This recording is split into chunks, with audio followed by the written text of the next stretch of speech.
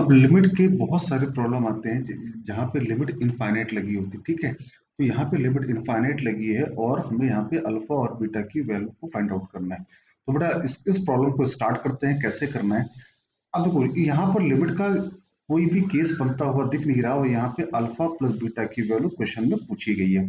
तो alpha plus beta को निकालने के लिए अगर हम ये सोचें, अगर इसको हम किसी तरीके से बायनोमियल एक्सपेंशन में लेकर चले जाएं।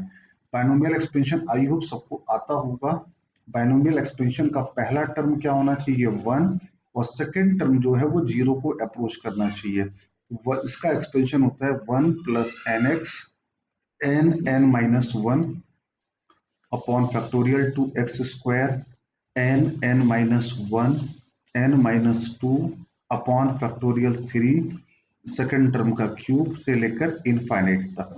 ये इसका एक्सपेंशन का फॉर्मूला होता है। तो यहां पर हमको इसको पहले तो किसको, N square minus N plus one की पावर वन बाई टू को पहले इस फॉर्म में कन्वर्ट करना है। अब ये फॉर्म बेटा क्या बनता है, यहाँ पे अगर आपने एन स्क्वायर कॉमन ले लिया, एन स्क्वायर कॉमन ले लिया, अब यहां से एन स्क्वायर अगर कॉमन लेंगे तो बाहर आएगा एन, फिर यहाँ क्या बचेगा one minus N upon N square plus one upon N square की पावर वन बाई टू। अब इसको थोड़ा और अच्छे से लिखा तो वन माइनस ये आया one by N plus one by N square की पावर वन बाई टू। अब अगर आप थोड़ा सा अगर प्रिसाइसली देखें तो ये और ये दोनों सेम बन गए। पहला टर्म वन, पहला term one, second term x की वैल्यू जीरो को अप्रोच करनी चाहिए। तो एन चूंकि प्रॉब्लम में जा रहा है इनफाइनाइट, तो ये देखो जीरो को अप्रोच कर रहा है ये वाला टर्म। तो इसका एक्सपेंशन लिखते हैं, क्या आएगा इसका एक्सपेंशन, अभी सीखा हम लोगों ने क्या होता है, वन प्लस एन, एन मतलब पावर एक्स, और एक्स की वैल्यू क्या है minus one by N plus one upon N square. फिर आगे क्या आएगा n, N minus one upon factorial two और सेकेंड टर्म का स्क्वायर, तो one by N plus one upon N square का होल स्क्वायर से लेकर कहां तक, इनफाइनाइट तक। ये एक्चुअली केवल इसका एक्सपेंशन लिखा गया है अब अभी तक। अब इसके आगे क्या करना है हमको बेटा, अब इसके आगे यहाँ पे लिखा है plus n alpha plus beta equal to क्या लाना है, जीरो। अब जीरो लाना है तो एक काम करो, सेम डिग्री के टर्म को कलेक्ट कर लो। तो सेम डिग्री देखो, जैसे एन इंटू वन क्या हुआ एन, और ये क्या लिखा है एन अल्फा, यहाँ पे क्या कॉमन है एन, तो अंदर क्या बचेगा वन प्लस अल्फा। फिर इस एन का मल्टीप्लाई यहाँ पे करेंगे तो कितना आएगा एन इंटू, मतलब एक माइनस भी आ जाएगा n into one by two into one by N plus one upon N square.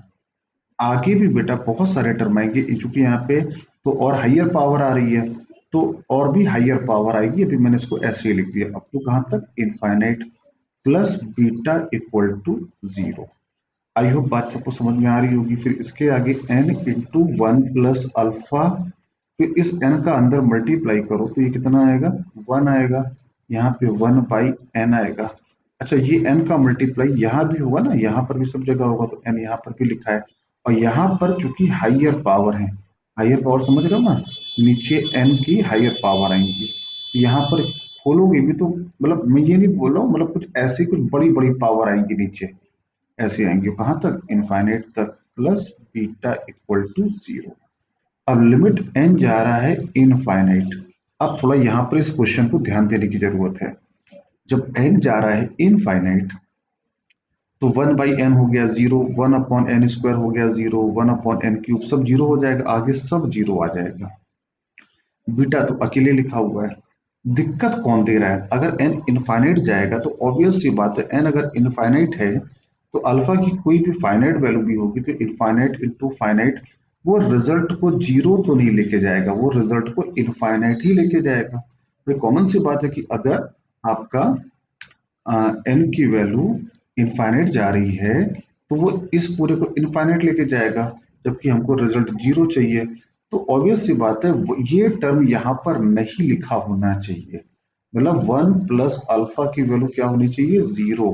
तो अल्फा इक्वल टू आ गया -1। ये बात समझ में, लिमिट का में इस बात का बहुत इंपॉर्टेंस है और ये बात हमको अच्छे से समझ में आनी चाहिए। अब आगे देखो, ये सब आगे हो गए जीरो। तो केवल बचा क्या इस सवाल में, इसको तो मैंने गायब ही कर दिया है।